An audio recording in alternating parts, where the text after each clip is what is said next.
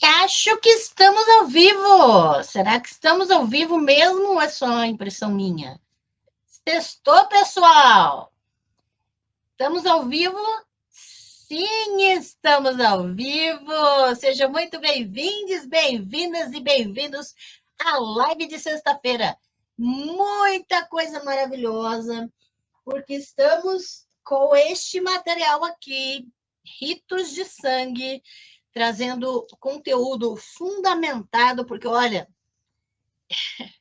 muita gente que diz ter fundamentação, mas ler, pesquisar, confirmar informações que é bom, nada. Então, a gente está aqui para acessibilizar conhecimento, e eu estou muito feliz, porque hoje, essa semana, hoje que eu terminei de organizar as coisas aqui, para quem acha que eu vivo numa bagunça por causa do cenário, na verdade, é a única forma que eu tenho para montar as coisas. Quem veio aqui pessoalmente sabe que não é mal organizado, na verdade, só não tem espaço mesmo, né? Mas estou muito feliz porque terminamos a parede, não entra mais água aqui quando chove, e agora sou muito mais protegida, tenho mais dignidade. E a alegria dessa semana, olha o que chegou aqui, olha que lindíssimo. Minha tese de doutorado está em formato de livro, lindíssima, o trabalho da editora Oikos, tá? E você pode adquirir o seu exemplar pelo meu Linktree, tem lá até amanhã ainda de pré-venda. Depois vai permanecer no meu Linktree também à venda, você pode adquirir diretamente comigo. Toda a pesquisa sobre a deusa Xerá está aqui, revisitada, criticada, trabalhada e, principalmente, construída para ser relevante para nós nas nossas lutas sociais, né? E aqui tem toda a pesquisa mesmo, né? Eu, assim, eu ainda não caiu a ficha ainda, ainda estou mastigando, mas quem adquiriu na pré-venda até ontem, ontem eu postei já os exemplares de quem tinha adquirido comigo, então mesmo que você pode adquirir, e segunda-feira eu vou para o correio de novo, domingo tem sorteio, então sempre você tem oportunidade de adquirir comigo, para que eu possa enviar seu exemplar com uma dedicatória especial, beleza? Hoje nós vamos para o quarto capítulo de Ritos de Sangue, falando sobre o primeiro sacrifício de sangue, né?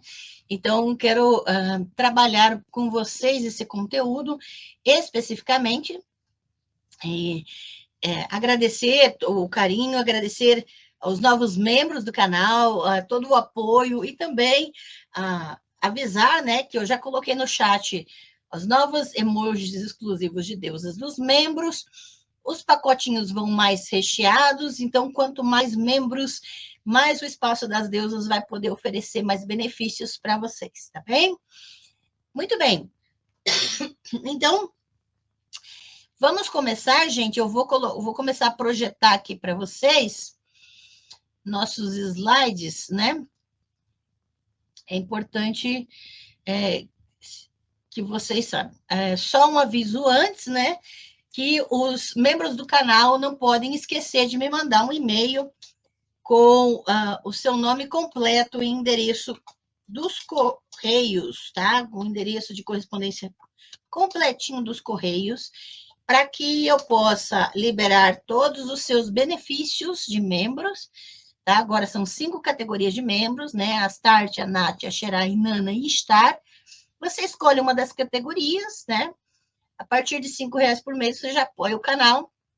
E tem muitos benefícios, mas não esqueçam, se você é membro do canal e não fez ainda, manda um e-mail para mim com seu nome completo, o endereço dos correios, para receber acesso a todos os benefícios e também receber o pacotinho de mimos, porque temos um pacotinho bem recheado para vocês, com materiais da Nigra Couro Distro, tá bem? Muito bem, vamos então para os slides, vamos começar o quarto capítulo de Ritos de Sangue.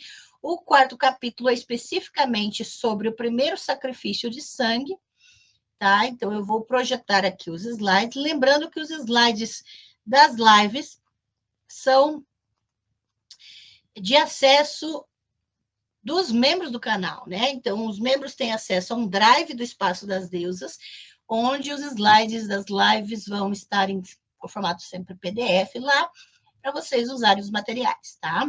Sempre dando o devido crédito, é claro.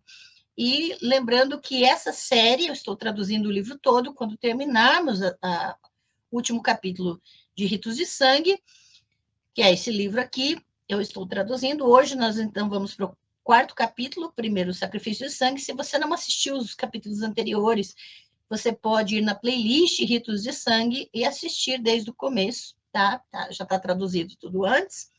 E quando acabarmos o livro todo, capítulo a capítulo, o arquivo de slides, com todos os slides da série completa, de todos os capítulos, vai estar lá no Drive do Espaço das Deusas. Beleza? Muito bem, vamos então para o capítulo intitulado O Primeiro Sacrifício de Sangue. Será que se pode fazer uma distinção segura entre o sacrificador com uma faca na mão e o lobo com as mandíbulas vermelhas de sangue? Essa frase é de uma obra de Marcel Detienne e Jasper Siembro. Não há dúvida de que o sacrifício de animais reencena a predação humana sobre a vida animal. Algumas formas de sacrifício, entretanto, têm uma função dramática muito diferente: a de reencenar a predação dos animais sobre os humanos. Então, no capítulo anterior, a gente viu as questões relacionadas à predação, né? De que nós, como seres humanos, não somos carnívoros, nós somos onívoros, tá? Quem fala o contrário não tem fundamentação científica, está só querendo dar uma de bom, né? Uma de bonzão, como se isso fosse grande coisa. Mas nós demonstramos, né, cientificamente, que nós não temos estrutura física, fisiológica, para sermos carnívoros, tá? Ser carnívoro não é comer carne, tá? Não é esse o conceito de ser carnívoro. Então, nós precisamos compreender que, como seres humanos, nós tivemos uma pré-história resumida em sermos presas de predadores e também de catar restos de animais mortos por esses predadores para poder se alimentar. Tá? Isso nós vimos no capítulo anterior. Por meio do sacrifício de animais como substitutos de vítimas humanas ou o sacrifício dos próprios seres humanos, os seres humanos não apenas celebram ou celebraram sua própria condição de predadores, possuidores do poder de matar. Então, o próprio sacrifício em si, realizado por um ser humano, de certa forma, o coloca no domínio, no poder de matar. Tá? Então, tem muita relação de poder aqui também. Eles também reconheceram e emocionalmente reproduziram sua própria e longa pré-história como presas. Se a predação desempenhou um papel tão importante na pré-história humana, como sugeri, né, no capítulo anterior, e se ela continuou sendo uma preocupação até os tempos históricos, poderíamos esperar encontrar algum traço dessa experiência horrível nos rituais culturais. Um lugar óbvio para procurar é a categoria de ritual denominada apotropaica, que se refere a ações destinadas a afastar o mal na forma de inimigos, doenças ou espíritos malévolos. Então, aqui no canal, nós já fizemos uma live com a doutora Tupá Guerra falando sobre magia apotropaica.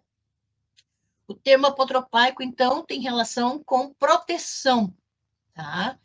Então, quando nós falamos especificamente de rituais de sacrifício, nós precisamos voltar a essa função específica que é apotropaica.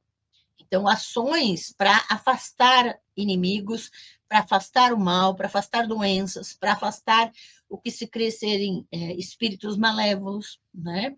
Então, essa função de proteção. As poderosas forças do mal devem ser assustadas ou apaziguadas. Em alguns casos, essas forças são ou já foram animais literais. Então, de alguma maneira, a ideia de espíritos malignos, de demônios, de seres sobrenaturais malignos, eles têm origem em animais de fato, em animais predadores terríveis, tá? Que causam medo e causaram medo nos nossos ancestrais da pré-história. Na tradição popular europeia, por exemplo, as crianças correm pela cidade em algum momento da primavera ou do inverno, estalando chicotes, um costume provavelmente remanescente de uma época em que os chicotes eram usados para afugentar lobos saqueadores. Muitas formas de sacrifício também podem ser consideradas rituais apotropaicos. Lembra? Apotropaicos de proteção, na medida em que a não realização desses sacrifícios, desses rituais, né, é, na visão dos sacrificadores, um convite ao desastre. Nesse caso também, o perigo original pode ter sido predação por animais carnívoros. Walter Burkett, que em Homo Necans, né, explicou o sacrifício como uma forma de lidar com a culpa causada pela caça e morte de animais, adotou uma abordagem muito diferente em um ensaio posterior. Então, para quem tiver interesse, esse material e tiver conhecimento de leitura do inglês, né, esse material é muito interessante, tá? Que é a antropologia do ritual sacrificial e mito grego antigo, né? E é uma análise muito boa, tá? Então, tentando imaginar a situação real não ritualizada, da qual o ritual de sacrifício pode ter evoluído, o que o Burkett propõe? Então, ele vai imaginar que a ideia do sacrifício ritual, ele, a princípio, ele não era ritualizado, tá? Então, abre aspas. Um grupo cercado por predadores, homens perseguidos por lobos ou macacos na presença de leopardos. O perigo extremo é enfrentado com excitação e ansiedade. Normalmente haverá apenas uma forma de salvação. Um membro do grupo deve ser a vítima dos carnívoros famintos, então os demais estarão seguros por enquanto. Um forasteiro, um considerado inválido ou um animal jovem será o mais suscetível a se tornar a vítima. Essa situação de perseguição por predadores deve ter desempenhado um papel importante na evolução da civilização, enquanto o homem, como caçador, tornou-se ele próprio um predador. Então, o Burkett vai defender que antes daquela ideia do homem caçador, predador, aquela coisa toda, que a gente desfez um pouco os mitos nas lives anteriores, antes de existir essa ideia, então, havia a necessidade de sacrificar alguém do grupo para que os predadores pudessem ser afastados ou, de alguma maneira, o grupo pudesse seguir e despistar os predadores, deixar alguém ali para ser sacrificado, para ser predado e dar tempo do grupo se afastar. Em geral, Burkett sugere, os demônios que devem ser pacificados em vários rituais apotropaicos, abre aspas, não podem deixar de assumir as características de predadores, fecha aspas. Tá? Então, essas ideias demoníacas, né, esses espíritos que devem ser afastados pelo sacrifício, se for analisar, eles têm características de predadores. Intuitivamente, a conjectura de Burkett tem um apelo definitivo. As situações em que um indivíduo precisa ser sacrificado para que outros possam viver nos assombram e intrigam. No conhecido exercício de esclarecimento de valores, os alunos precisam decidir qual ocupante de um bote salva-vidas hipotético, a dona de casa, o banqueiro, a freira e assim por diante, deve ser jogado no mar para aliviar a carga. Então, a autora aqui, a Bárbara, vai trazer um exemplo para a gente perceber esse exercício de esclarecimento de valores. Se dá uma opção para um grupo de alunos, de quem deve ser sacrificado e por quê, né? Isso faz pesar um pouco a questão dos valores. Você imagina, né? Tem um barco, né? Um bote salva-vidas, e alguém tem que ser jogado no mar, senão todo mundo vai morrer. Nesse caso, é o mar que consumirá a vítima sacrificial, mas muitas vezes imaginamos um predador literal. Então, nesse exemplo, você vai ter o mar como aquele que vai matar a vítima, né? Mas tudo que nós temos vai apontar para uma origem da nossa história que possa ter relação com predadores reais, tá? Até quando a Bárbara citou esse exemplo, uma atividade, né, que se faz com turmas para pesar valores, para esclarecer valores do grupo, eu lembrei do filme do mundo do Pi. Não sei se vocês viram, né, as Aventuras de Pi. As Aventuras de Pi, que nesse filme, né, que é baseado num livro, que é basicamente um plágio de um outro livro, você tem a ideia de um naufrágio, você tem elementos dentro de um barco, e você vê um a um aqueles animais sendo, de alguma forma, mortos, né, no mar. É incômodo até as cenas, né, de ver que animais são esses e quando eles vão morrer, até que sobra o menino e o tigre, né? Recomendo que vejam. Só que quando está mais para o final do filme, e eu quero dar a dica, porque o próprio filme traz a explicação do que está acontecendo, você fica, né? Nossa, isso não é possível isso ter acontecido, coisas assim.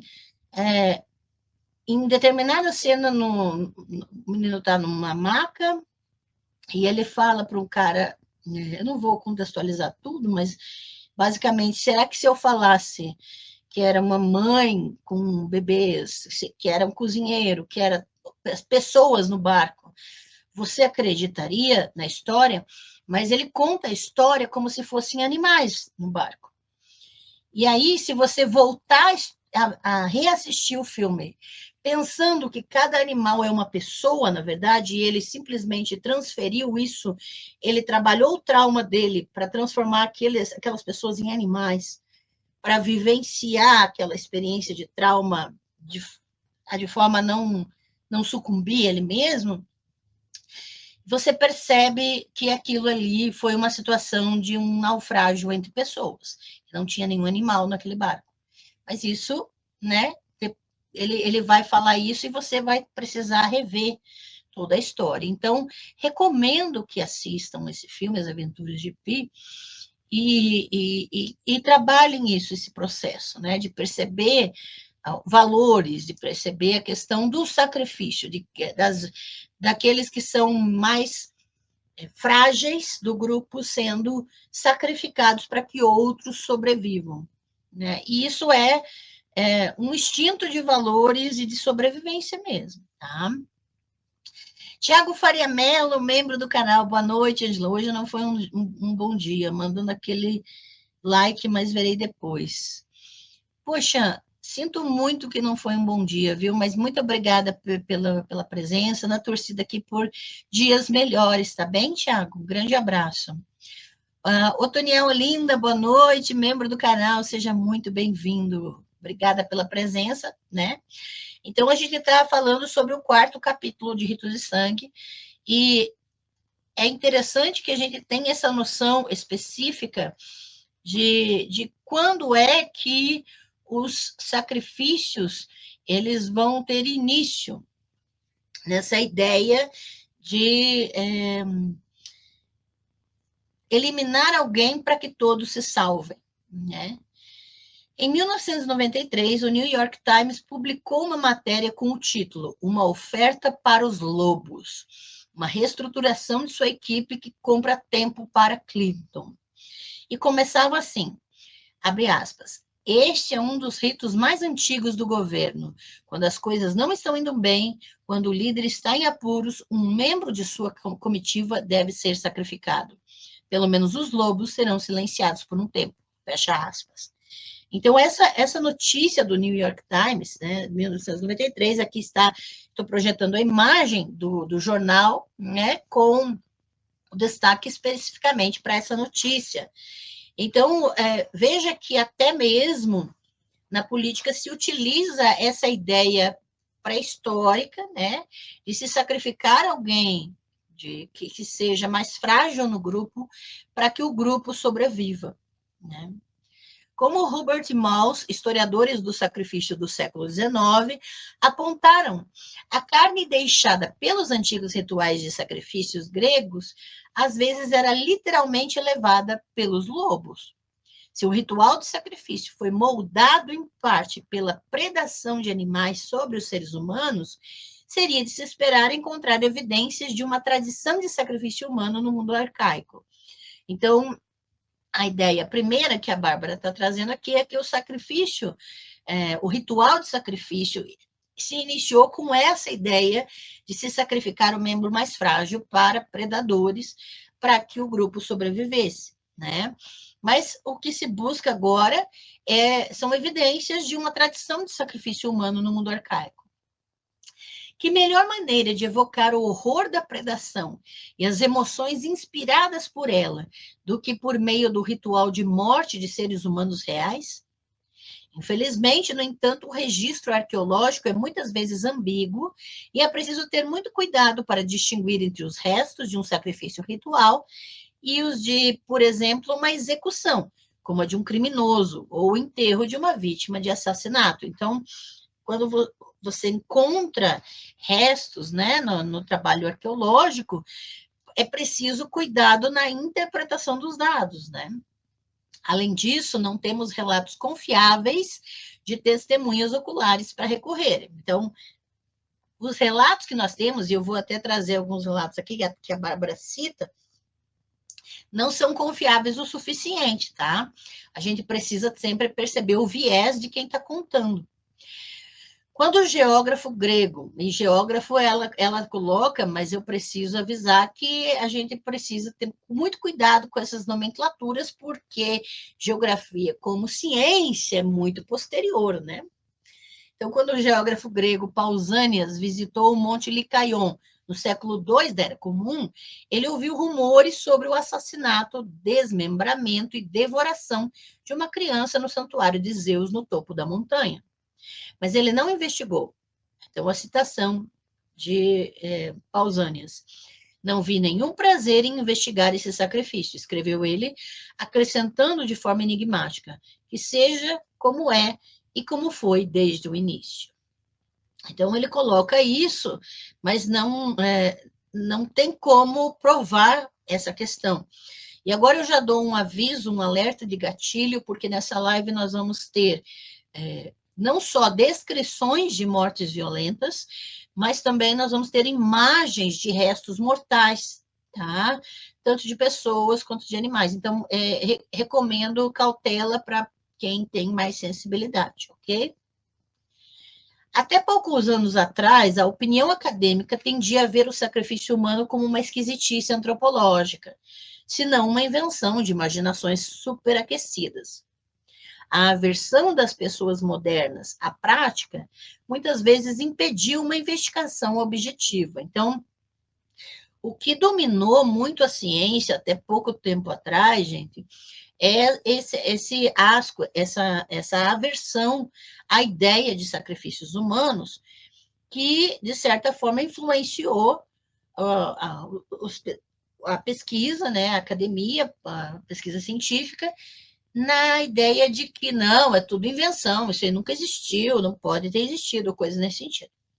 Por outro lado, não há dúvida de que havia uma tendência de os europeus atribuírem o sacrifício humano a povos subjugados, para desacreditar suas culturas. Então, é extremamente problemático, por exemplo, quando povos colonizadores vão atribuir isso a povos colonizados para desacreditar esses grupos. Tá?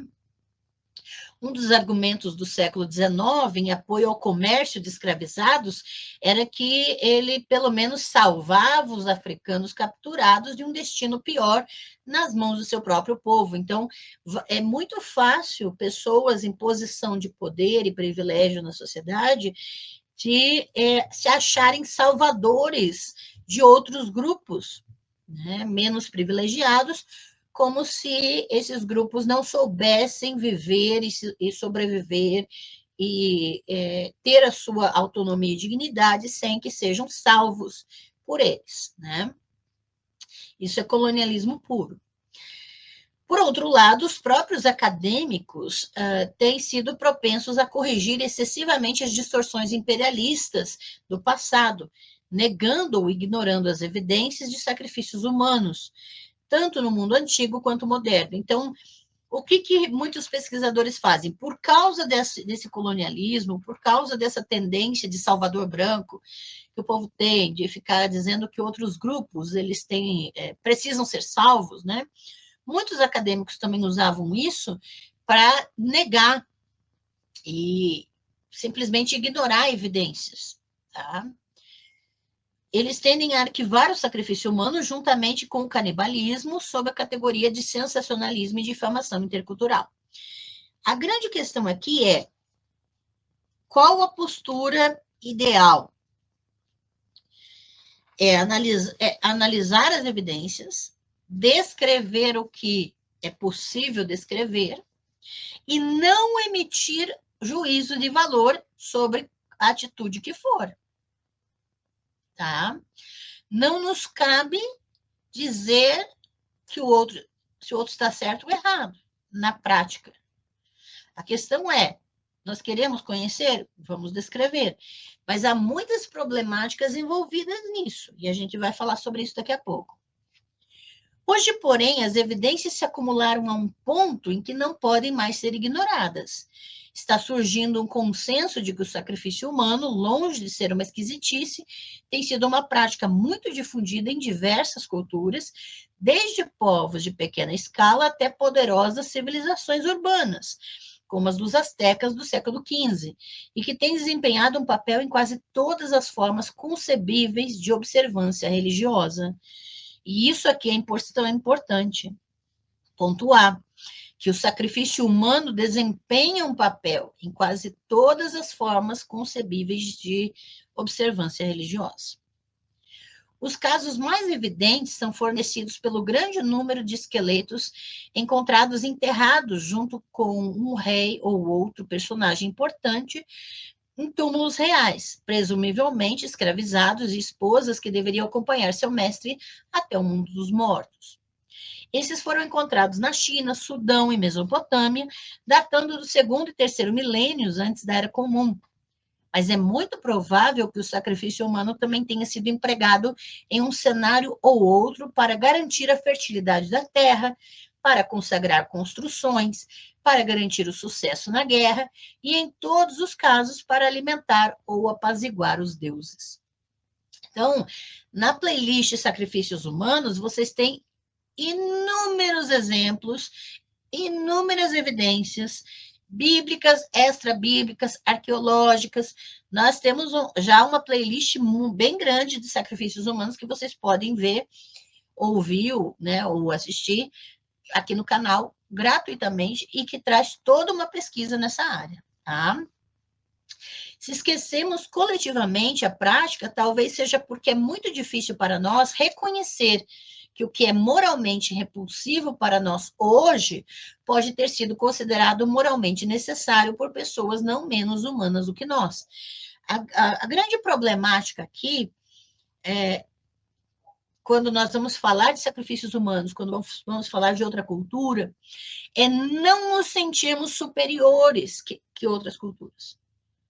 É essa problemática que precisa ser tratada. De quando você vê a descrição de um rito, de uma prática em outra cultura, de você não usar a sua moralidade sobre o outro. porque sua moralidade serve para você e sua comunidade, tá? Então, a gente precisa começar a pensar que não existe universais aqui, não existe moral universal. Isso é mentira, não é nem mito, porque não serve para nada. É mentira mesmo, não existe uma moral universal. E a gente precisa sempre contextualizar culturalmente, tá? Porque mito ainda tem função, mas isso aí, essa mentira não tem nem função, né? Dizer que existe moral universal. Na verdade, só existe para determinados grupos se dizerem superiores a outros. Então, é o velho discurso do normal, né? O que é normal, qual que é referência. Então, nós precisamos ter contato agora, hoje nós vamos falar sobre várias culturas, vários exemplos, várias evidências históricas, arqueológicas, de sacrifícios humanos, mas a gente precisa ter esse trabalho em nós, se queremos ser pesquisadores, se queremos falar com honestidade, com responsabilidade sobre determinado assunto, porque ninguém é melhor do que ninguém aqui. Tá? E nós estamos vendo esse livro especificamente. Lembra, no primeiro capítulo nós falamos, a Bárbara já trata a questão da guerra como religião. E a primeira parte do livro ela vai falar de questões anteriores, mas a última parte desse livro ela vai trazer a questão da guerra. E aí a gente vai ver que ninguém é melhor do que ninguém, porque o prazer de matar está ali. Tá? E a gente precisa pensar a respeito disso também. Beleza? Bárbara Lopes, boa noite. Ando muito triste também. Estou completamente apaixonada por um homem. Ele me rejeita por conta da sua maldita ideologia de religião. Olha, para você falar uma coisa dessas, né? Eu não recomendo que você abra suas vulnerabilidades dessa forma nas redes, para não ser machucada ou que usem essas vulnerabilidades contra você, tá? Por proteção mesmo. Mas preciso dizer, paixão acaba, tá? Sua sanidade mental precisa ser preservada. Pese bem o que você vai decidir. Beleza, Isabelle, boa noite, boa noite. Então, vamos trabalhar nessa questão de como nós olhamos o outro, tá? Como nós olhamos os ritos de determinados grupos. E, novamente, alerta de gatilho, tá, gente? A gente vai ter várias questões aqui que podem ser sensíveis para algumas pessoas. E a gente precisa respeitar os nossos próprios limites, ok? Ainda assim, grande parte da história do sacrifício humano permanece frustrantemente obscura, incluindo a questão óbvia de sua relação temporal com a prática muito menos controversa do sacrifício de animais. Será que os animais substituíram vítimas humanas, como muitos mitos sugerem, ou em alguns casos os humanos substituíam os animais?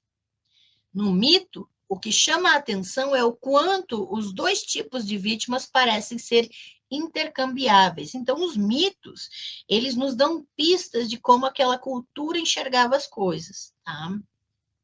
Então, por exemplo, Artemis pode ter aceitado um servo em vez da filha de Agamenon, Ifigênia.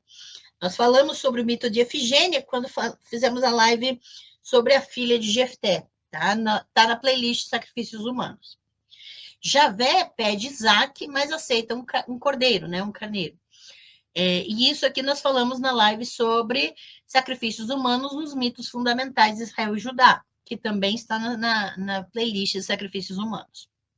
O que interessa aos deuses antigos, em última análise, é a carne, ou mais comumente, no caso de vítimas humanas, o sangue. Então, a gente vê em vários mitos de culturas diferentes que a divindade às vezes aceita um animal como substituto da pessoa. Onde encontramos uma concentração exclusiva no sacrifício humano, como entre os astecas, cuja obsessão com esse ritual é documentada por seus próprios registros, bem como pelos relatos dos conquistadores espanhóis, também encontramos uma escassez acentuada de animais que poderiam ter substituído os humanos. Se os astecas possuíam animais de grande porte, como gado e ovelhas, essas criaturas poderiam ter alimentado os deuses astecas da mesma forma. Mas a gente tem que ver se existiam esses animais de fato ali, disponíveis. O que parece claro é que o sacrifício humano desempenhava um papel nas religiões antigas, grega, israelita, judaíta e hindu, que também se preocupavam tanto com o sacrifício de animais. Em primeiro lugar, com relação aos gregos antigos, sabemos pelo menos que eles acreditavam que o sacrifício humano era uma parte importante de seu legado religioso e histórico. As referências mitológicas ao sacrifício humano, de uma forma ou de outra, são abundantes. Então, nos mitos gregos, nós temos inúmeras referências a sacrifícios humanos. O titã canibal Cronos exigia vítimas humanas. Dizia-se que as Menades, adoradoras frenéticas de Dionísio, rasgavam as vítimas vivas com as mãos e as comiam na hora. Então, aqui tem algumas referências às Menades, né? E em torno dos ritos para Dionísio.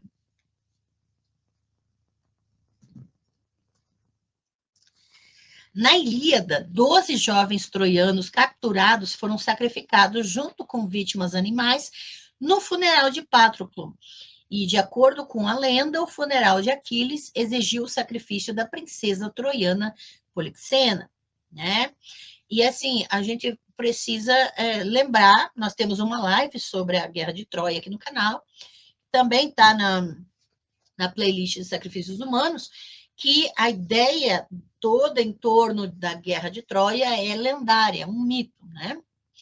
Finalmente, em um feito notável de investigação arqueológica, a estudiosa estadunidense Joan Connelly apresentou recentemente a polêmica proposta de que o friso gigante colocado no alto do Partenon, de fato retrata os preparativos de 3 princesas atenienses, filhas do rei Erecteus, para o sacrifício. Então,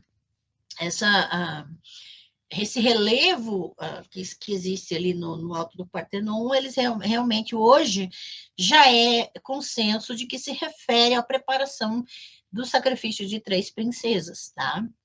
Então, aqui abre aspas, o vestido funerário da menina mais nova está sendo desdobrado, ela irá primeiro.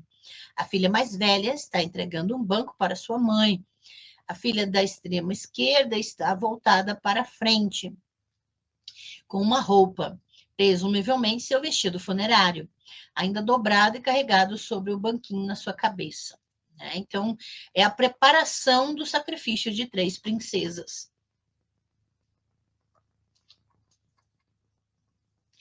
Os antigos grupos em torno da língua hebraica também viam o sacrifício humano como uma relíquia de um passado não tão distante. Então, haviam grupos, né, em torno da língua hebraica. Muitos ficam, mas significam que são hebreus. A designação hebreu está em torno da língua e da cultura, por causa da língua hebraica, tá? Mas não necessariamente etnia, ok? São israelitas, judaítas, grupos que falavam hebraico, ok? Só para avisar. Então, esses grupos em torno da língua hebraica também viam o sacrifício humano como uma relíquia de um passado não tão distante. O Salmo 106, versículos 37 e 38, diz claramente sobre os primeiros israelitas. Abre aspas. Sim, eles sacrificaram seus filhos e suas filhas ao Shedim. O termo eu não traduzi, mas eu já vou explicar. E derramaram sangue inocente. Sim, o sangue de seus filhos e de suas filhas que eles sacrificaram aos Atsabi de Canaã, os Atsabi, né? De Canaã. Por que eu não traduzi esses 2 termos, Shedim e Atsabi? Os tradutores modernos vão colocar demônios, vão colocar qualquer coisa ali. Só que eu preciso avisar vocês de que Shedim só ocorre 2 vezes na Bíblia hebraica, ocorre aqui e em Deuteronômio 32, 17, tá? Então, não é, quando o termo ocorre 1 ou 2 vezes, é extremamente complicado você dar uma tradução fechada e dizer que é isso e acabou, tá? Yetsabi é um rapax legomenon, ou seja, só acontece aqui nesse texto, não acontece mais em nenhum outro texto da Bíblia. Então, eu prefiro não traduzir, e eu já falei sobre o Shedim em lives, na playlist de sacrifícios humanos. Então, não eram exatamente demônios, como os tradutores colocam, e se usar o termo demônio, não é demônio segundo a nossa mentalidade, tá? É diferente. Mas aqui do Salmo 106, o que nós estamos vendo é que existe uma tradição não muito distante de que eles mesmos, né, sacrificavam pessoas e derramavam o sangue deles para entidades específicas. Tá? De acordo com Bergman, os profetas travaram uma guerra implacável contra o assassinato ritual de crianças e o associaram à adoração de deuses de outros povos. Então, é importante a gente ver isso. O texto é feito por pessoas que estão condenando esses atos. Então, vão dizer que esses atos são de outros povos, não são deles, mesmo que esses povos, que eles mesmos estejam praticando. Então, eles vão dizer que esses sacrifícios são para a adoração de Quemos, né, que é um outro deus, um deus de um povo estrangeiro. Ou vão atribuir a um inventado Moloque, porque aqui na playlist Sacrifícios Humanos a gente já demonstrou que Moloque é uma invenção, que nunca existiu uma divindade chamada Moloque. Né? Depois você pode maratonar a playlist Sacrifícios Humanos para entender isso. Miqueias 6,7, por exemplo, inveja contra o sacrifício humano e animal, mal se preocupando em distinguir entre eles. Olha só, esse texto de Miqueias 6,7 é interessantíssimo, porque trata como se fosse natural, trata com naturalidade o sacrifício e não se importa em distinguir entre o sacrifício humano ou animal. Olha o texto. Agradar-se-á Javé de milhares de carneiros ou 10.000 rios de azeite? Darei meu primogênito pela minha transgressão e o fruto do meu corpo pelo pecado da minha alma? Então, é um texto que ele vai fazer um paralelismo, né, para quem quiser aprender sobre poesia hebraica, é só fazer meu curso sobre o livro de Salmos, e quem já fez sabe que nesse texto aqui tem um paralelismo, ele está equiparando o sacrifício de milhares de carneiros com o sacrifício do seu primogênito, do seu filho, tá? Então, aqui ele está colocando em pé de igualdade esses dois tipos de sacrifício. A circuncisão pode muito bem ser um resquício de uma tradição de sacrifício humano, com o prepúcio servindo como substituto de uma vítima humana inteira. Alguns historiadores especulam que uma versão arcaica da divindade, possivelmente uma deusa, exigia sacrifícios humanos e mais tarde passou a aceitar a destruição dos órgãos genitais masculinos como um substituto suficiente para o homem inteiro. A castração pode, de fato, ter sido um pré-requisito para o sacerdócio na era arcaica, quando a divindade principal era feminina e estava acostumada a ser representada por sacerdotisas. Então, essa castração colocaria em pé de igualdade os sacerdotes com as sacerdotisas. Mais tarde, até mesmo essa exigência foi suavizada e permitiu-se que o prepúcio substituísse os órgãos genitais, assim como o homem. Pelo menos uma cidade antiga, Cartago, deixou o que tem sido interpretado como evidência arqueológica direta de sacrifício humano. Então, aqui tem uma imagem específica já de Cartago, né, e que vai trazer inúmeros elementos de pedra que representam vítimas sacrificiais. Milhares de urnas funerárias contendo os restos mortais carbonizados de bebês e crianças pequenas foram desenterrados no Tofete, ou recinto sagrado dessa cidade do norte da África, que havia sido fundada há cerca de 3.000 anos por colonos da Ásia Menor. Dois fatos sugerem que esse não era um cemitério comum. As inscrições nos marcos comemorativos às vezes mencionam os votos feitos às divindades, a deusa Tanit, Astarte na Ásia Menor, e seu consorte Baal Ramon, implicando que as crianças eram oferendas feitas em troca de algum benefício divinamente concedido. E muitas das urnas contêm os restos cremados de oferendas de animais mais comuns. Essas descobertas parecem confirmar a acusação feita pelo profeta Jeremias de que os adoradores de Baal entregavam seus filhos e filhas ao fogo. Mas nós trabalhamos esse texto nas lives da playlist de sacrifícios humanos e vimos que, pelo texto hebraico, isso aqui pode ter sido um equívoco, né? Aqui nós temos uma urna de Tofete em Cartago com os restos carbonizados, tá? De uma criança. No subcontinente indiano, temos não apenas referências a sacrifícios humanos em textos religiosos antigos, mas também descrições de práticas encontradas pelos britânicos nos tempos modernos. Os Vedas fazem referência ao sacrifício humano e oferecem encantamentos e instruções especiais para esse fim. Textos de cerca de 900 antes da Era Comum mencionam sacrifícios humanos a Rudra, uma versão selvagem do deus védico principal, Shiva, que no Rig Veda mata aqueles que andam sobre 2 pés, bem como aqueles que andam sobre 4 pés. Aqui nós temos a imagem da página do manuscrito Rig Veda. Tá?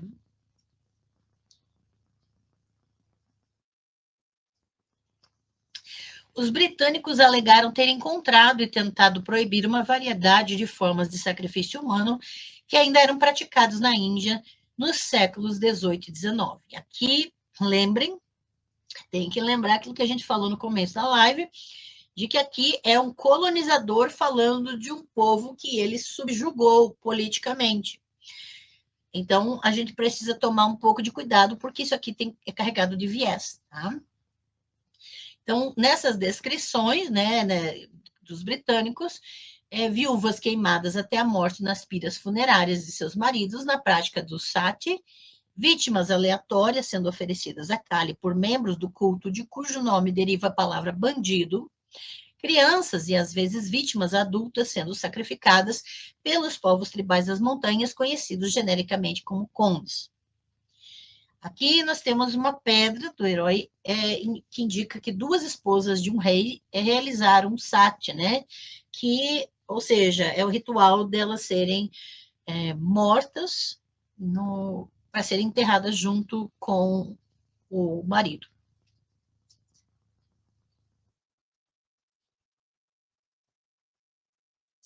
Assim, os registros de povos antigos, dos quais foi encontrado o registro escrito, sugerem fortemente tradições arcaicas de sacrifício humano. Quanto aos povos dos quais não foi encontrado ainda registro escrito, temos novamente apenas a palavra dos conquistadores. Os romanos relataram sacrifícios humanos entre os cartaginenses, os citas e os povos da Grã-Bretanha, que, de acordo com Tácito, tinham o costume de encharcar seus altares com sangue de prisioneiros e consultar seu Deus por meio de sacrifício humano. Algumas dessas alegações podem ser caluniosas, mas os romanos atribuíam o sacrifício humano aos povos celtas do norte da Europa, e, de fato, como Patrick Tierney, autor do livro Ao Altar Supremo, Desvendando o Mistério do Sacrifício Humano, os arqueólogos encontraram os restos mortais de vítimas de sacrifício em locais sagrados celtas. Aqui nós temos um homem morto por flechas que está enterrado na entrada principal de Stonehenge. Stonehenge é aquele monumento de pedras, né, em forma circular, e então foi encontrado esse homem morto por flechas. O geógrafo grego Strabo escreveu que os druidas realizavam sacrifício humano por meio de flechas, tá? Atualmente, esses restos desse homem sacrificado está no Museu de Salisbury, na Inglaterra. E isso aqui, para mim, é uma questão, tá? Inclusive, eu falo sobre isso na minha tese, de pensar que os restos de uma pessoa estão colocadas no museu. Está fora do contexto e também até que ponto é ético que os restos de uma pessoa sejam colocados no museu para serem vistos, em vez de ele estar devidamente, dignamente enterrado. Tá? A menos de 3 quilômetros de Stonehenge, há outro círculo construído com postes de madeira chamado Woodhenge. No centro de Woodhenge, os escavadores encontraram uma menina de 3 anos e meio, cujo crânio havia sido dividido antes do enterro, com um machado, né? Foi partido. A análise forense de ossos cremados em 50 círculos de pedra escoceses revelou que havia muitos poucos indivíduos para enterros familiares e que um número desproporcional era de crianças. Aqui é o monumento, né, de Woodhenge. Vocês podem ver o círculo gigante de estacas, né? E é um local de tamanho significativo e teria se igualado a Stonehenge em escala, tá? Aqui é o túmulo da criança de Woodhenge, escavado pelos Cunningham na década de 1920, e agora um túmulo de patrimônio sujeito às práticas comemorativas atuais, né? O túmulo da criança pré-histórica, marcado distintamente em sílex em meio aos postes de concreto de Woodhenge, com Durrington Walls atrás. Então, agora existe uma marca, né, com postes de concreto para que aquele local seja preservado. Os casos mais dramáticos e em grande escala de supostos sacrifícios humanos não vêm do mundo antigo, mas de tempos bem recentes. México.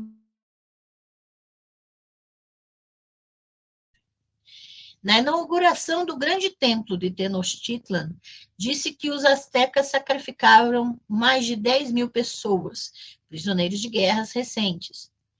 Cada morte deve ter sido uma visão emocionante, se não aterrorizante, realizada no topo de uma pirâmide com fácil visão da população reunida abaixo. Primeiro, a vítima subia os degraus da pirâmide na qual o sacrifício seria realizado. Abre aspas. Ela era guardada no topo pelos sátrapas, ou sacerdotes que a matariam.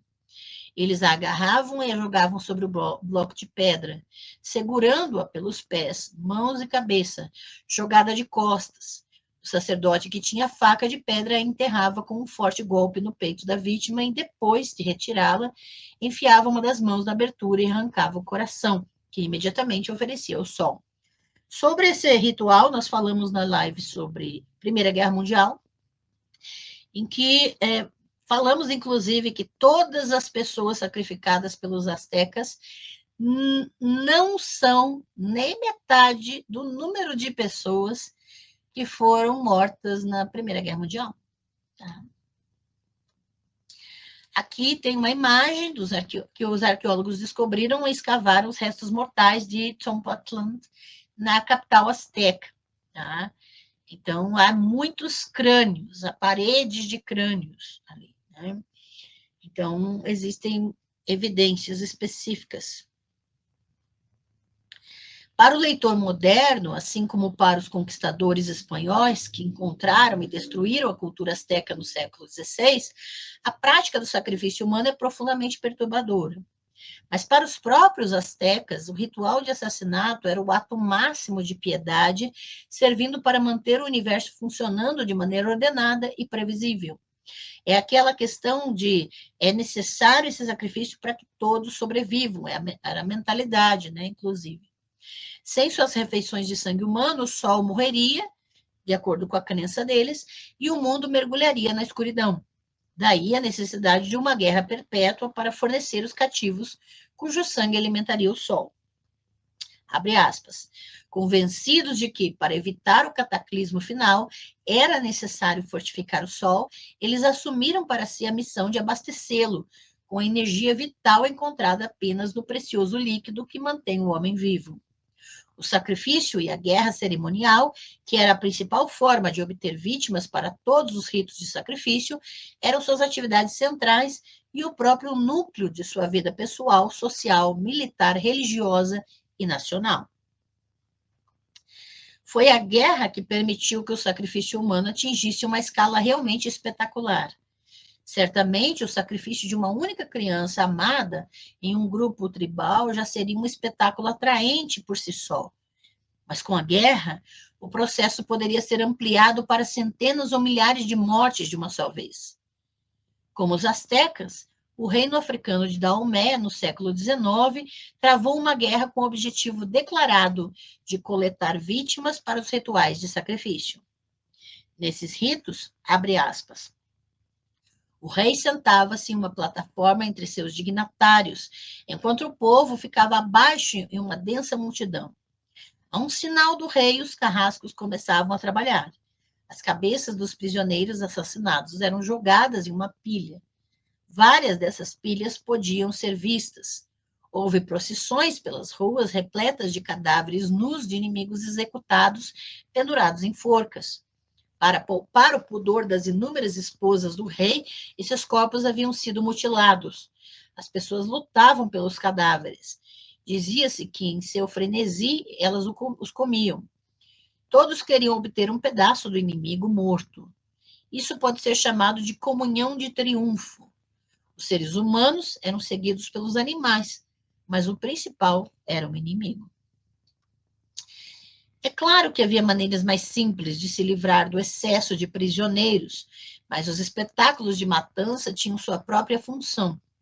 O que quer que os espectadores pudessem ter sentido, horror ou temor religioso, o sacrifício humano os obrigava a testemunhar o poder de seus próprios líderes, seus sacerdotes e reis, sobre a vida e a morte individual. Em algum momento da pré-história, o historiador Lewis Mumford escreve, abre aspas, a exibição do poderio armado tornou-se um dos atributos mais importantes da realeza, fecha aspas. Monarcas egípcios e mesopotâmicos se vangloriavam em seus monumentos e tábuas de seus feitos pessoais, mutilando, torturando e matando com suas próprias mãos seus principais cativos. Então, há muitos registros como que esses líderes se vangloriando de terem, com as próprias mãos, sacrificado pessoas. Aparentemente, da América e da África Ocidental também tinham, em parte, a intenção de intimidar. De acordo com o cronista espanhol Diego Durán, os sacrifícios astecas tinham um efeito desejado em suas testemunhas, que muitas vezes incluíam, como convidados, os líderes de áreas subjugadas pelos astecas. Abre aspas. Os senhores e diretores, que eram chamados para a festa e o sacrifício, ficavam horrorizados, fora de si, ao verem a matança e o sacrifício de tantos homens, tão aterrorizados que não ousavam falar. Fecha aspas. Estudos de glifos e iconografia maia sugerem um papel semelhante para o sacrifício humano no período maia clássico. Abre aspas. O verdadeiro senhor maia expressava seu domínio político por meio da captura de cativos, mas alcançava a sacralização desse domínio somente com o sacrifício desses cativos. Fecha aspas. E um rei Ashanti declarou, em meados do século XIX, que se eu fosse abolir o sacrifício humano, eu me privaria de um dos meios mais eficazes de manter o povo em sujeição. E antes de nós entrarmos na parte do ataque dos deuses, né, agora partindo para a área da ideia das divindades recebendo esses sacrifícios, a gente precisa pensar sobre o que a gente falou até agora, né? De que a ideia do sacrifício em si, dentro da cosmovisão, ou seja, da forma de interpretar a realidade desses grupos especificamente, era de que eles estavam fazendo algo com um objetivo maior, mas muitos grupos especificamente também estavam fazendo isso para manutenção de poder. Hoje, por exemplo, na nossa sociedade brasileira, nós temos, sim, um genocídio em andamento da população negra, feminicídio diário, nós temos mortes sistematicamente executadas diariamente na sociedade, e isso para a manutenção do poder de determinados grupos. E a gente precisa pensar sobre isso. Quando a sociedade enxerga aquelas mortes com uma determinada função, tá? Para alguns grupos, como os astecas, uma função de sobrevivência da espécie. Para outros grupos, como a gente acabou de ver, e também para vários governantes, né, a ideia de se manter no poder. Ok? Vilma Reis, boa noite. Seja muito bem-vinda, obrigada pela presença, tá? E agora a gente vai entrar na parte especificamente do sacrifício em relação às divindades. Tá? O ataque dos deuses. Por qualquer motivo que tenha sido realizado, com vítimas animais ou humanas, o ritual de sacrifício imita, de muitas maneiras, a crise do ataque de um predador. Tá? Lembra aquela questão que nós falamos no começo da live? O grupo está ali, o predador vem, e muitas vezes o grupo, para sobreviver, entrega um membro mais fraco para o predador se alimentar, para dar tempo do grupo fugir. Né? Um animal, ou talvez um membro humano do grupo, é escolhido para o abate, muitas vezes de forma espetacularmente sangrenta. Os astecas arrancavam o coração da vítima. No rito grego do espiragmos, que é mencionado no mito, a vítima era despedaçada. O público grita, o sangue da vítima é aspergido, ou até mesmo derramado sobre objetos e pessoas que requerem purificação.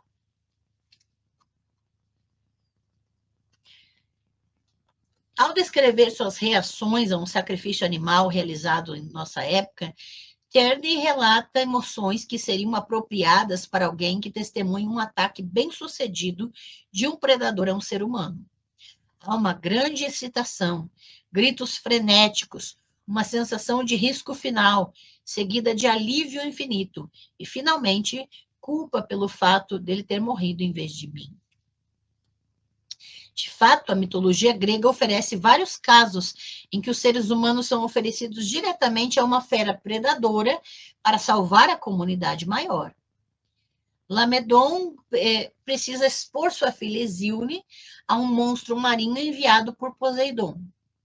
Andrômeda é amarrada a uma rocha para ser comida por outro dos monstros de Poseidon. Em Tespê, um jovem era selecionado por sorteio a cada ano para ser oferecido a um dragão que estava devastando a terra. Esses mitos não são, obviamente, evidências de que tais eventos tenham ocorrido de fato, mas pelo menos mostram que a possibilidade de ter que apaziguar uma fera predadora com um sacrifício humano tinha uma poderosa ressonância dramática para os gregos. Na mitologia, a filha do rei Lamedon, de Troia, né? Então, aqui temos uma imagem de um vaso que vai descrever isso. Lamedon enganou Apolo e Poseidon e teve que sacrificar sua filha a um monstro marinho, Quetus. Héracles, a caminho da luta contra as Amazonas, a resgata, e é um episódio frequentemente mostrado na arte. Lamedon também enganou Héracles, então o herói, a caminho de casa, destruiu Troia. Em uma história particularmente horrível, que recaptura o terror de um ataque real de um predador, uma divindade familiar assume a forma de um predador e exige uma vítima humana. Então, há muitos mitos em que a divindade ela se transforma num animal predador. Tá? O deus Dionísio, irritado com 3 irmãs que se recusam a participar de suas festas, aparece para elas sucessivamente na forma de um leão, um touro e uma pantera. Levada à loucura por essas visitas, uma das mulheres oferece seu próprio filho como sacrifício. As 3 irmãs, cuja loucura já as fundiu com o Deus tão seguramente como se tivesse participado de suas festas orgiásticas, rasgam a criança em pedaços e a devoram no local. Um dos poucos rituais de sacrifício humano que sobreviveram até os tempos modernos foi, em parte, uma tentativa explícita de apaziguar feras predadoras muito reais. Até que os missionários cristãos conseguiram dissuadi-los dessa prática. Isso de acordo com a narrativa desses missionários, né? Lembra do viés colonizador, né? Então, algumas das tribos Kond da Índia sacrificavam uma vítima humana, a Meriá, que poderia ter sido capturada ou até mesmo criada localmente para esse fim. Antes do sacrifício, o sacerdote fazia orações à deusa da terra por celeiros cheios, aumento do número de crianças, gado, porcos e aves, e para a diminuição ou desaparecimento de tigres e de outros animais. O sacerdote, então, esfaqueava a vítima enquanto os aldeões cantavam junto com ele. Abre aspas. Aqui nós sacrificamos o inimigo. Aqui nós sacrificamos o Meriá. Os deuses devoram esse sacrifício. O inimigo é assim adorado. Que não haja perda coletiva, que não haja tigres rondando. Os deuses precisam de tantos subornos, tantas oferendas. Fecha aspas. Mais adiante na canção, a divindade que está sendo sacrificada para quem está sendo sacrificado, né, é identificada como Durga, a deusa que é retratada de forma estereotipada, montada em um tigre, né? Durga come tudo. Uma vez saciada com Meriá, Durga presumivelmente deixaria o resto dos aldeões em paz. E aqui tem um livro específico que recomendo a leitura para quem sabe inglês, né?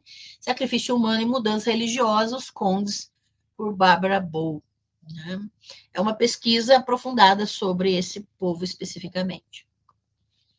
Mas apesar de todo o apelo intuitivo do cenário apotropaico, lembrando apotropaico referente à proteção, né? No qual o sacrifício é projetado para afastar a fera predadora, há também um problema intuitivo.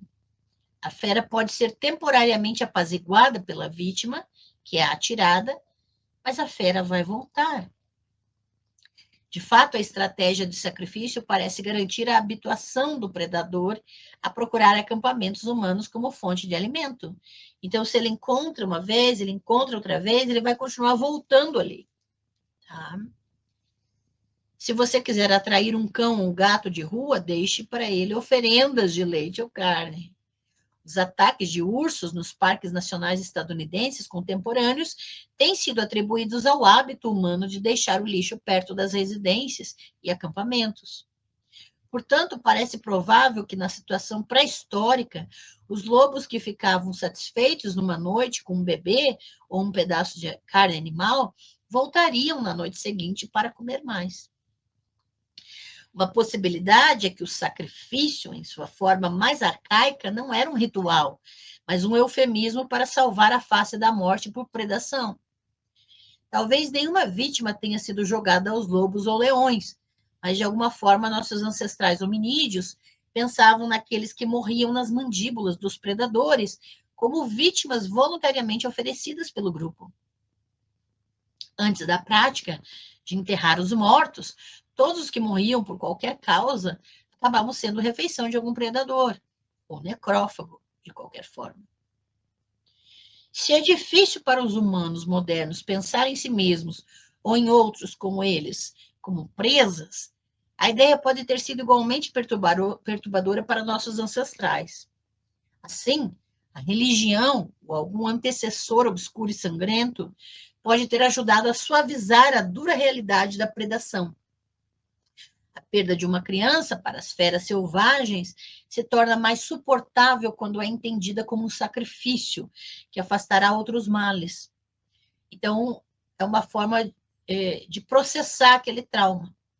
Como sacrifício, o horror da vitimização aleatória é em parte redimido. Você veja que esse discurso existe não somente em pessoas religiosas, mas a tendência humana é, de alguma forma, buscar um propósito para o sofrimento. Porque se você encontra um propósito para o seu sofrimento, você alivia um pouco esse sofrimento. E isso, de alguma maneira, é geral. na sociedade, tá? De você entender que é para um bem maior, ou tem alguma coisa por trás disso, ou eu estou até em relacionamentos abusivos, né? A pessoa, muitas vezes, a vítima se mantém no relacionamento porque fica com aquele discurso de que encontra um propósito para aquele sofrimento, né? E muitas vezes isso faz com que o ciclo de abuso se repita. A outra possibilidade, entretanto, sugerida pela proposta de que os hominídeos e os primeiros seres humanos podem ter obtido sua carne de animais mortos, incluindo as mortes de outras criaturas. A coleta teria lançado nossos ancestrais hominídeos em uma relação altamente ambivalente com os animais predadores. Então, lembra que nós falamos no primeiro capítulo desse material, né? Acho que no segundo capítulo, que algo que muitos se recusam a reconhecer e que há indícios suficientes para isso, é de que os nossos ancestrais pré-históricos sobreviviam como abutres, ou seja, vivendo da carcaça de mortes por outros predadores. Tá? Por um lado, os predadores são, obviamente, destruidores, eliminando os fracos e os incautos de bandos de hominídeos. Por outro lado, os animais que matam se tornam, à sua maneira, provedores.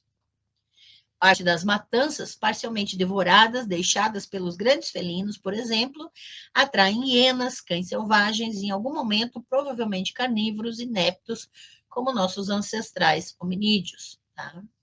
São ineptos, tá? Ou seja, um projeto, né, de carnívoro que nunca existiu. Que inicialmente não tinham meios de derrubar um animal de grande porte por conta própria. Então, ele vai comer carcaça, né?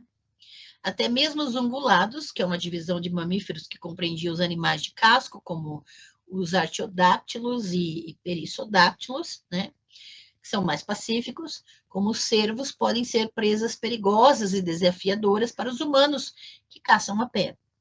Assim, uma certa dependência teria entrado no relacionamento dos hominídeos com a fera predadora, por mais aterrorizante que ela fosse.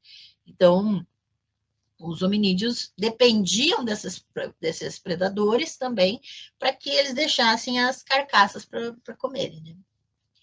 O antropólogo Curtis Marin argumentou, por exemplo, que a extinção dos gatos dentes de sabre, há aproximadamente 1,7 milhão de anos, foi importante na evolução dos hominídeos. Sem esses felinos da floresta para se alimentar, os hominídeos foram forçados a se aventurar na savana, onde se alimentavam de leões e outros grandes felinos. O maior perigo de predação da savana, sugere Marin, exerceu uma pressão seletiva para um tamanho corporal dos hominídeos, mais parecido com o dos humanos modernos. Portanto, a presença de carnívoros incentivada por oferendas sacrificiais pode até ter sido desejável em determinadas situações, apesar dos perigos óbvios.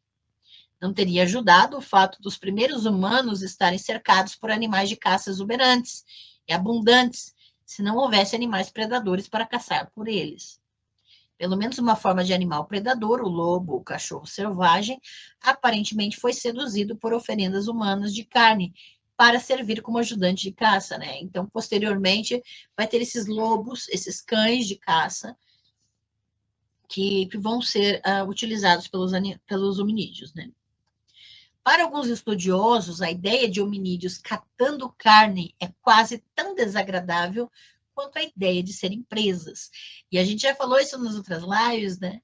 Que são os mitos masculinos que são derrubados pela pesquisa científica, né? Primeiro, a ideia de que somos carnívoros, que isso é um mito masculinista. Só faz bem para ego, né? Masculino. Dizer que somos carnívoros, quando na verdade não somos, porque não temos estrutura para isso. Estrutura fisiológica para isso, né? Então, é só fazer uma boa pesquisa em vez de ficar fazendo, né, testão na internet. E o outro mito masculino é exatamente essa ideia de que não, sempre fomos caçadores, o homem sempre foi caçador. Na verdade, não. Na verdade, as origens mais antigas apontam para isso aqui, catando carcaça deixada pelos predadores, né? Para comer. Mas a retirada de predadores mais habilidosos exige coragem e engenhosidade, especialmente no caso do que os antropólogos chamam de ativa ou confrontacional, na qual o necrófago precisa afugentar o animal que faz a matança, né? Então, essa ideia de que nossos ancestrais eram necrófagos, né? E existe toda uma questão em torno de como afastar o predador dessa carne. As hienas se alimentam dos leões, mas elas próprias são predadores ferozes, capazes de enfrentar os leões com grande ferocidade. Imagine, então, a audácia de nossos ancestrais desdentados, tá? Sem garras e desarmados. Tá? A ideia, nós não temos dente de carnívoro, nós não temos garra de carnívoro, e ainda sem armas no contexto, né? Saindo da vegetação rasteira para roubar os restos do poderoso leopardo-leão. Imagine também o papel que o predador viria a desempenhar na mente humana pré-humana e primitiva, tanto doador de sustento e tirador de vida. Então, o predador era aquele que matava para as pessoas comerem, mas ele também podia matar as pessoas, né? Se a fera que mata também alimenta, então a ideia do sacrifício arcaico como uma oferenda literal à fera começa a fazer mais sentido. A ideia de que aquele predador não é só um perigo, ele ele é que faz com que a gente tenha comida. Então, vai se criando todo um imaginário religioso em torno dessas mortes entregues ao predador, como sacrifício, como oferenda. Além da função apotropaica da oferenda, acalmar a fera por um momento, é um profundo reconhecimento da dependência humana. Se os animais predadores deixarem a área em busca de animais de caça mais abundantes, o bando de hominídeos também poderia sofrer. Assim, tempos difíceis, nos quais a escassez de animais de caça pode parecer exigir sacrifícios extraordinários, assim como nas civilizações antigas que institucionalizaram o sacrifício como um ritual religioso. Talvez haja também uma necessidade psicológica de ver a relação entre os hominídeos e predadores seja mais recíproca do que de fato é. Tá?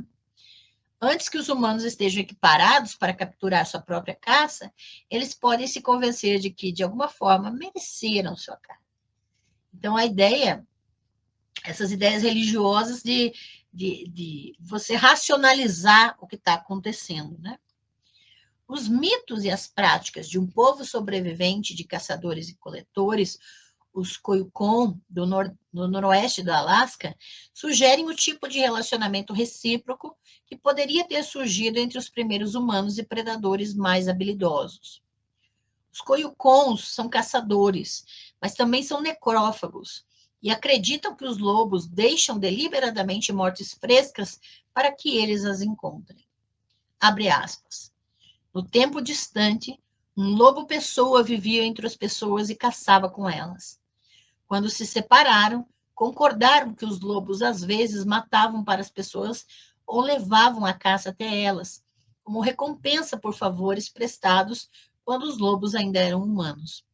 Os caçadores Koyukon ainda encontram lobos, deixados limpos e intocados para eles, e têm o direito de pegar o que encontram. Fecha aspas. Então, há toda uma mitologia em torno dessa prática, tá? De entender que os lobos estão entregando a carcaça para essas pessoas. Em troca, os Koyukons às vezes deixam guloseimas para os lobos. Abre aspas. Quando os caçadores deixam um esconderijo para trás, eles podem colocar um pouco de gordura separada do resto da carne, e se os lobos aparecerem, espera-se que eles peguem essa gordura em vez de perturbar o que as pessoas querem para si. Fecha aspas. Presumivelmente, esse método é eficaz e os lobos ficam satisfeitos com sua parte.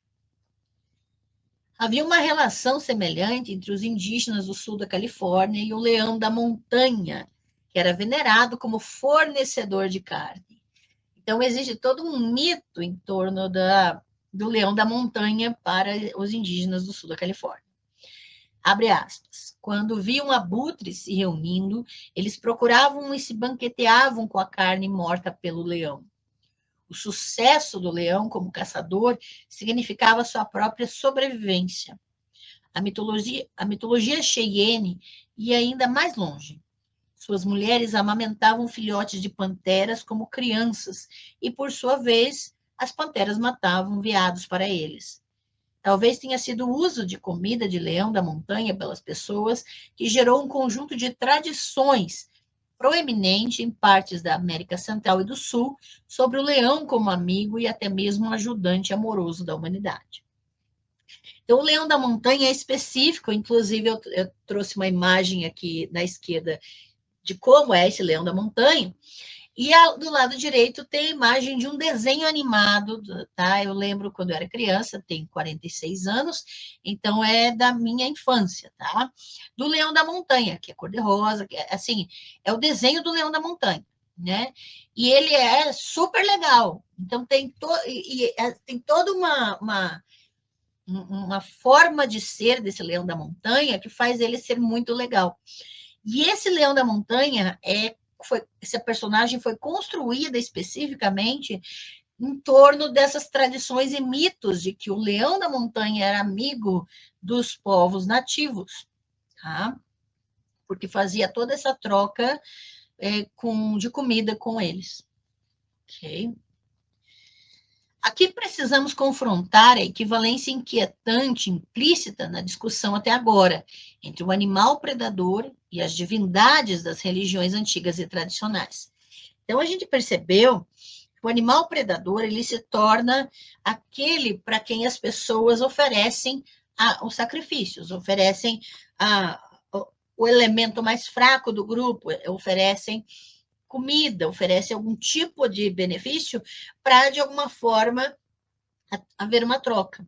Então, há uma equivalência entre esses animais predadores e as divindades das religiões antigas tradicionais, que também recebem os sacrifícios, que também existe uma barganha, uma troca aqui. Como vimos no capítulo 2, essas divindades têm gostos carnívoros. A oferta sacrificial é o alimento dos deuses, e o alimento deve ser, em quase todos os casos, carne. Isso pode significar simplesmente que os deuses são antropomórficos e compartilham uma preferência humana por carne. Ou pode significar que os deuses devoradores de sacrifícios representam as feras assassinas que eram os que originalmente comiam carne. O antropólogo Karl Luckert parece favorecer a última explicação, afirmando que os deuses dos povos caçadores eram, em sua maioria, caçadores maiores que os humanoides, que, portanto, apareciam principalmente na forma de predadores. Se a ideia da divindade como um animal predador parecer absurda, lembre-se do apetite furioso de Javé por oferendas de animais e suas exigências obsessivas de prepúcios, porque podem ter sido um substituto para vítimas de sacrifícios humanos. Zeus, também, muitas vezes parece ter um interesse mais predatório do que paternal em seus súditos humanos. Às vezes ele é conhecido como Zeus Licaios, o lobo, um estuprador e consumidor insaciável de oferendas de sangue.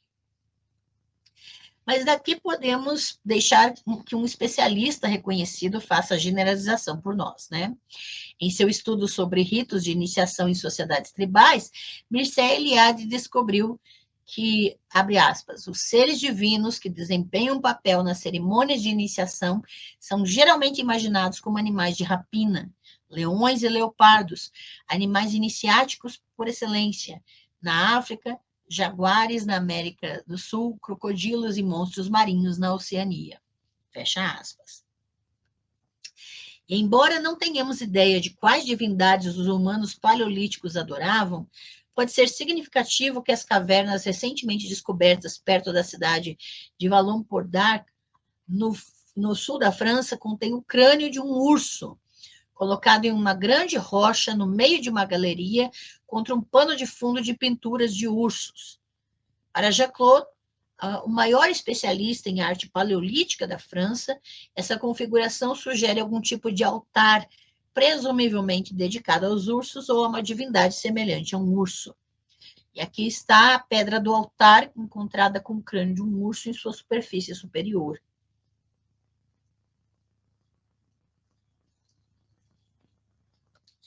Na memória humana, há inúmeros exemplos de adoração de animais predadores, e embora eles não digam nada sobre as práticas paleolíticas, pelo menos mostram que essa adoração está dentro do repertório humano. Os leões eram adorados nas bocas dos vades do deserto no Antigo Egito, onde caçadores e caravanas entravam no habitat dos leões do deserto. As onças eram adoradas na América Central e do Sul. A divindade tolteca Tezcatlipoca era intimamente associada e às vezes representada como um jaguar. Os indígenas da região dos Sundarbans, dominada por tigres, ainda adoram o deus tigre pré-védico Daxin-Ray, que, segundo o mito, exigia sacrifícios humanos. Até que recentemente se converteu ao vegetarianismo. Né? Daxin-Ray exigia sacrifícios de animais oferecidos em rituais orgiásticos. Abre aspas. O pátio de adoração transborda com o sangue dos pássaros e animais sacrificados. Marcando suas testas com o sangue de animais sangrando, os devotos bêbados, com tochas na mão, dançam e fazem gestos e declarações obscenas. São ouvidos gritos estrondosos e música estridente. Fecha aspas. Várias referências a Daxin-Ray são encontradas no texto bengali Ramangal Kavya. A menção a uma tropa de tigres, tanto ao lado de Daxin-Ray, quanto de outro deus local chamado Barkan Gaji, também conhecido como Gazipir ou Gaji Saheb. A menção de nomes de tigres e tigresas pertencentes a ambos os campos. Os coletores de madeira e de mel adoravam Bom Bibi e Daxin-Ray antes de entrar na selva. Há um templo construído em Madhyapi, dedicado a Daxin-Ray. A estrutura de telhado plano parece ter sido construída em tempos mais recentes. O ano de fundação está escrito como 1908, em uma placa de mármore. Conversei com o sacerdote do templo, que disse que a adoração, de alguma forma, estava sendo realizada há mais de 650 anos. Inicialmente, o povo local costumava adorar um monte na terra. A estátua é muito mais recente. É uma estátua grande, com cerca de 2 metros de altura e bigodes grandes. Ele veste uma jaqueta e um dote e segura uma arma na mão. Na parede é possível ver várias armas com espada, arco e flecha. Às vezes, o destinatário das ofertas de sacrifício é um animal predador vivo. Os antigos havaianos, por exemplo, adoravam tubarões como divindades e faziam sacrifícios a ele.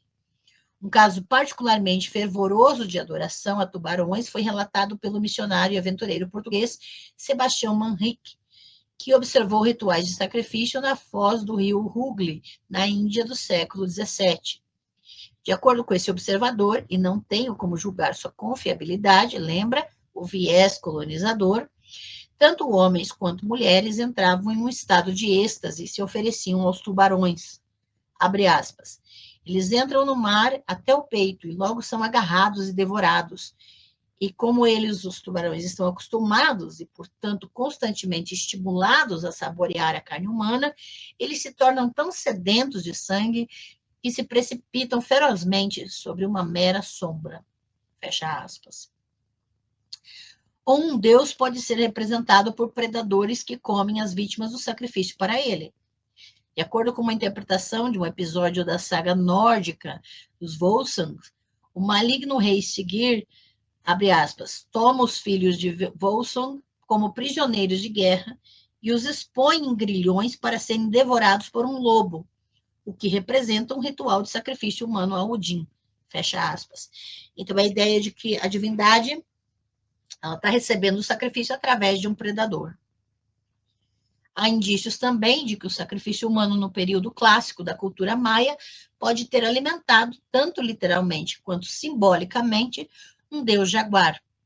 A mais alta ordem de sacerdotes maias era o dos sacerdotes jaguar, que oficiavam em ritos em que o coração era arrancado do peito de uma vítima viva. E um dos instrumentos mais aterrorizantes deixados pelo clero maia era a faca de garras, que foi projetada para infligir lacerações semelhantes às causadas por garras. É interessante notar que as lâminas de obsidiana usadas nos sacrifícios astecas também parecem ter sido análogos simbólicos de presas e garras de jaguar. Os arqueólogos especulam que o sacrifício humano maia clássico simulava, em parte, a matança de um jaguar, a vítima sendo dilacerada com facas de garras antes ou depois da remoção do coração. De fato, de acordo com os estudiosos maias, Francis Robertson e Donald Hayes, é possível que o ato final do sacrifício clássico do coração fosse oferecer o corpo da vítima, sem coração, para ser mutilado por jaguares, que eram considerados divindades de alto escalão do panteão maia do período clássico. A arte maia retrata o que de fato parece ser oferendas humanas às onças. Um vaso policromado mostra um sacerdote estendendo o corpo mole de um bebê ou criança para um jaguar, cuja pata estende a mão em direção à cabeça da criança. Em uma cena de outra obra de arte policromada, a legenda dos arqueólogos nos diz, abre aspas, o corpo de um bebê, cuja parte inferior do tórax ou barriga está aberta, está sendo oferecido a um jaguar por um personagem sacerdotal empunhando uma faca. Fecha aspas. Há outro motivo para suspeitar que a religião pode estar enraizada no encontro primordial com a fera predadora. Escrevendo na década de 1960, Konrad Lorenz observou os paralelos fisiológicos entre o que os humanos experimentam como temor religioso e a excitação sentida pelos animais diante de uma ameaça. O que é conhecido em alemão como Heiliger Schau, ou tremor sagrado de admiração, pode ser um vestígio, sugeriu ele, da resposta defensiva generalizada e totalmente inconsciente que faz com que o pelo de um animal fique em pé, aumentando assim seu tamanho aparente. Então, essa excitação, esse terror, né, diante de um predador, é comparado ao temor religioso. As divindades geralmente são imaginadas como ajudantes em potencial, mas também são objetos de medo. O temor de Deus é o início da sabedoria, Provérbios 9:10, né? Ou como escreveu o poeta romano Estácio, o medo, antes de tudo, produziu deuses no mundo. Por que o leitor moderno não pode deixar de se perguntar? Os seres humanos querem reencenar, por meio de rituais religiosos, o terror da predação? Provavelmente pelo mesmo motivo que as pessoas civilizadas, entre aspas, né, hoje pagam para ver filmes em que seus semelhantes são perseguidos e devorados por monstros carnívoros, vampiros e monstros extraterrestres. Nada chama nossa atenção como a perspectiva de sermos dilacerados, sugados e transformados em refeição de outra criatura. Como escreveu Elias Canetti, abre aspas, o estreito desfiladeiro pelo qual tudo tem de passar é para os poucos que vivem muito tempo o terror supremo.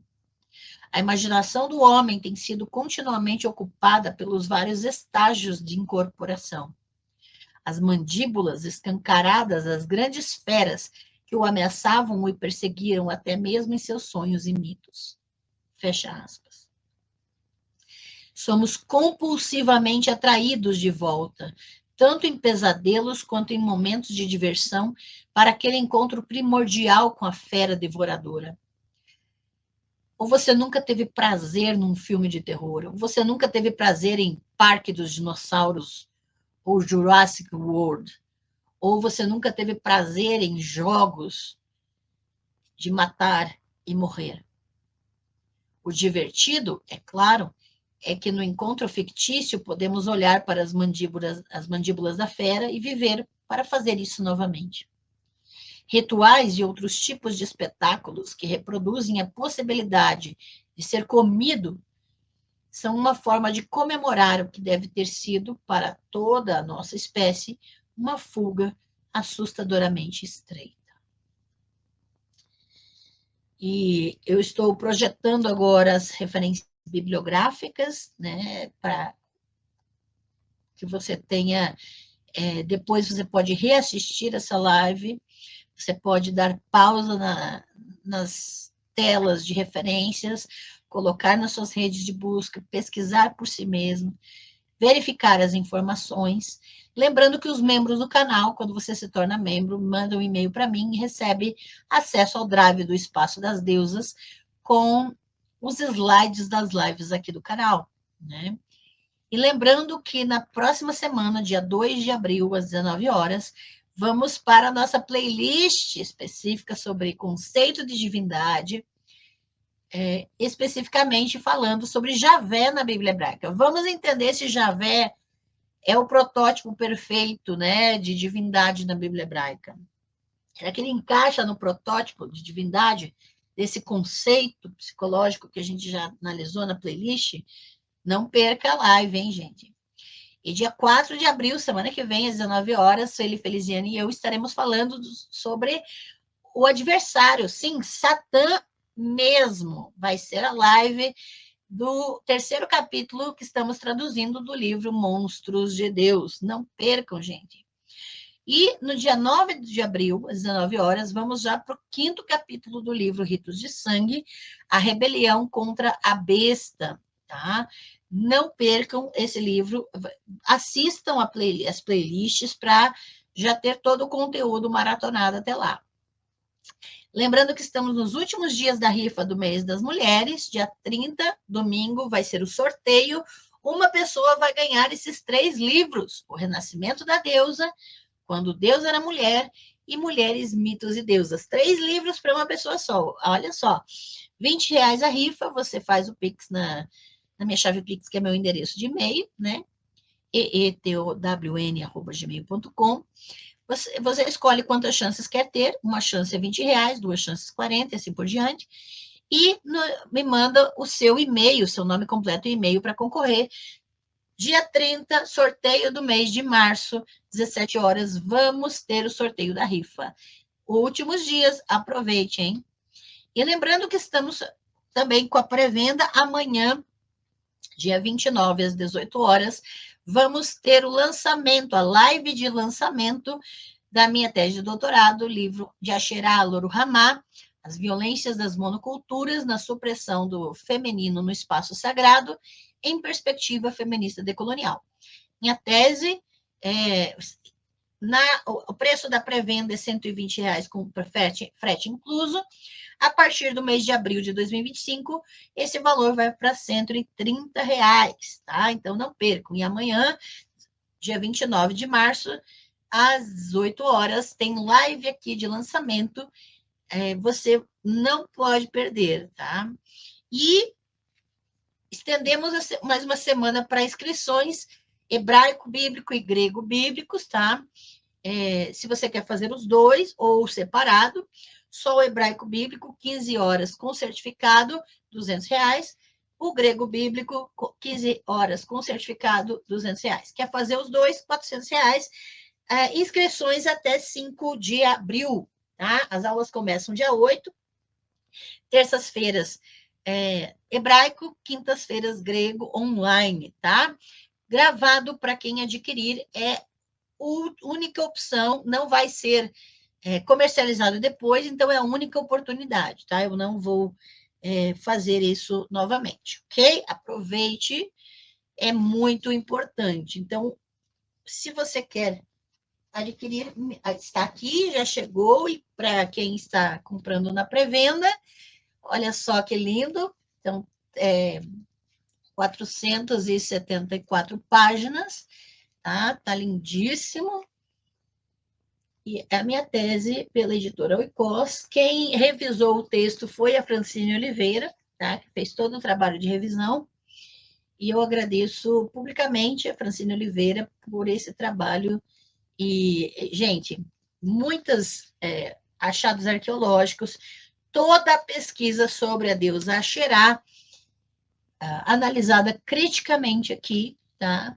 E com novas perspectivas. Então, tá tudo aqui, tá?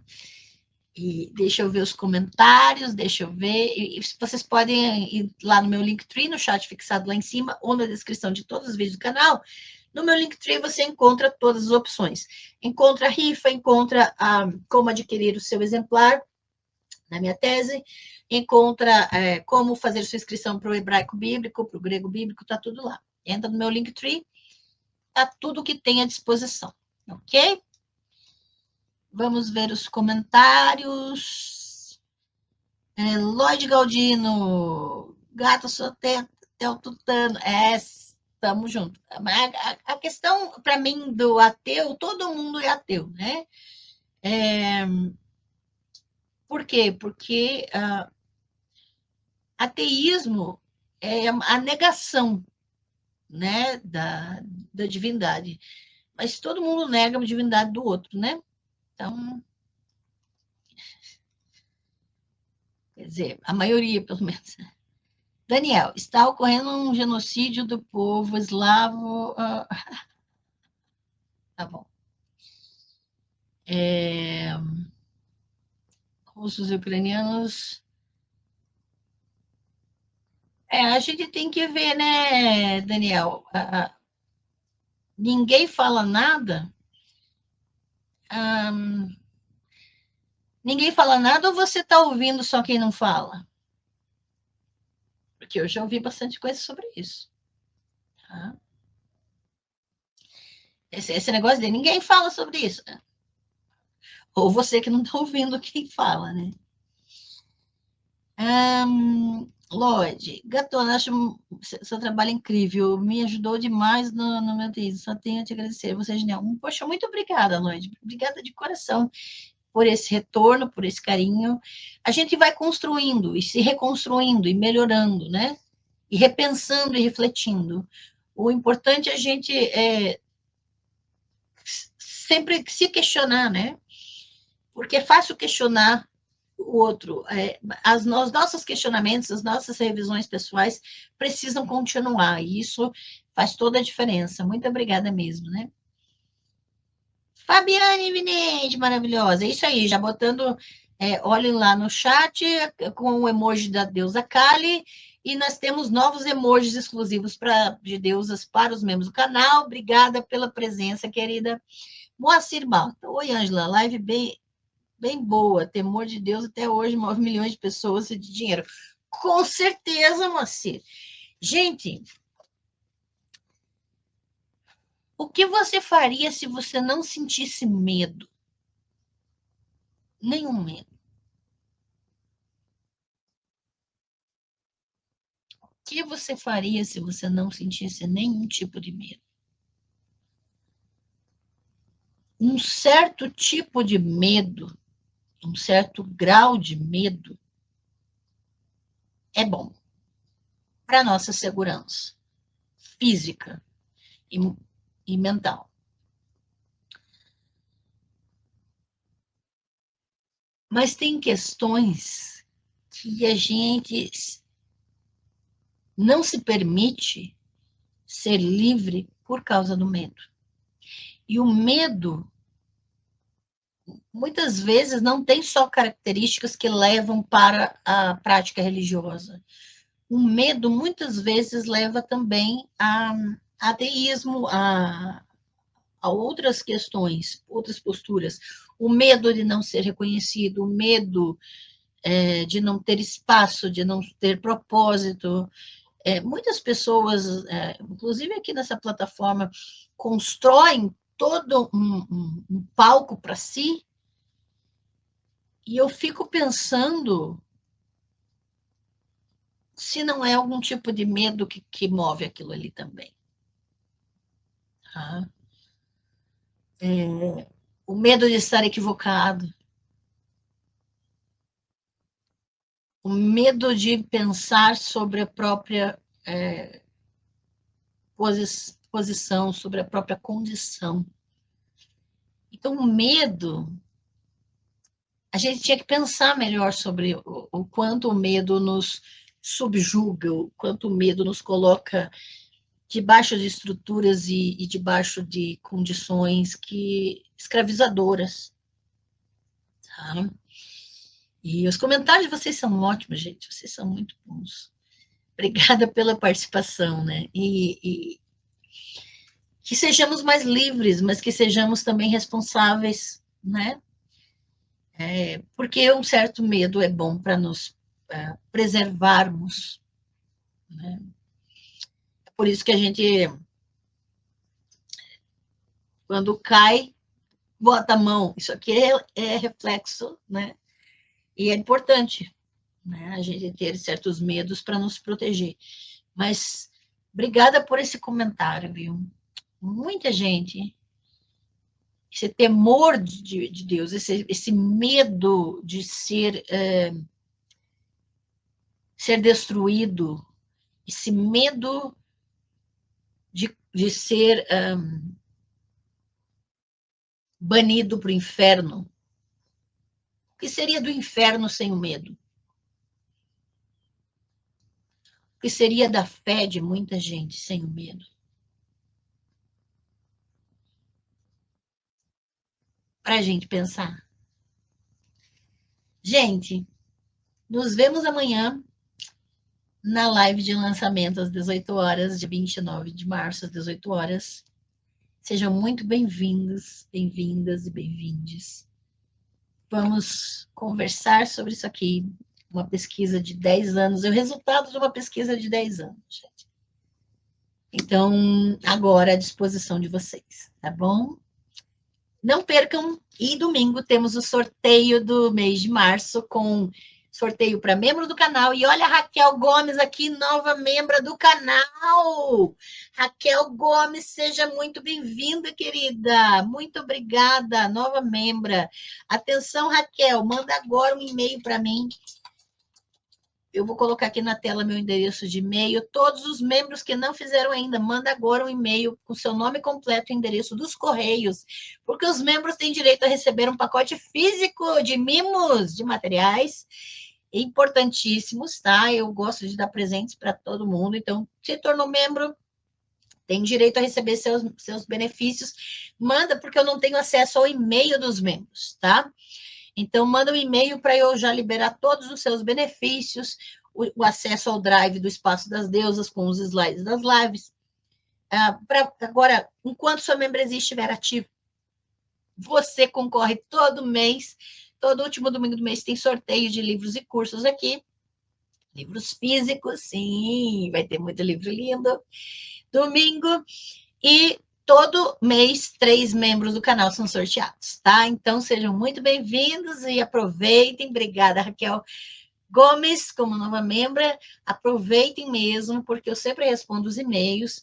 É importante para que vocês conheçam todas as possibilidades, tá? E o meu Linktree é a chave para tudo que está à disposição de vocês. Muito obrigada pela presença, obrigada por essas reflexões que vocês trazem. Eu espero que enfrentemos dias melhores, com mais responsabilidade, com mais autonomia, com mais liberdade, mas nós só seremos livres quando todos formos livres. Beleza? Beijo para vocês, gente. Até a próxima live. Vamos maratonar as playlists do canal, que tem muito conteúdo aqui, gente. Até mais, pessoal.